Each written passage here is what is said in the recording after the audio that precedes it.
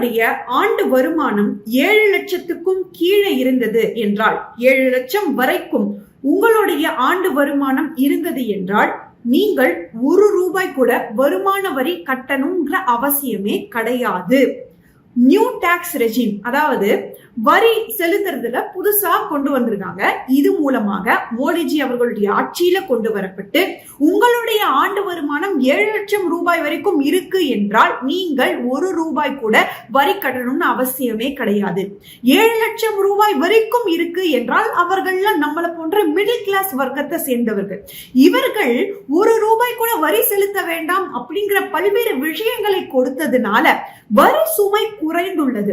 Tax terrorism அப்படின்னு முந்தைய ஆட்சியில இருந்தவர்கள்லாம் செஞ்சத இந்த ஆட்சியில, நம்மளுடைய மோடிஜி அவர்களுடைய பொன்னான ஆட்சியில எல்லாமே காணாம போச்சு.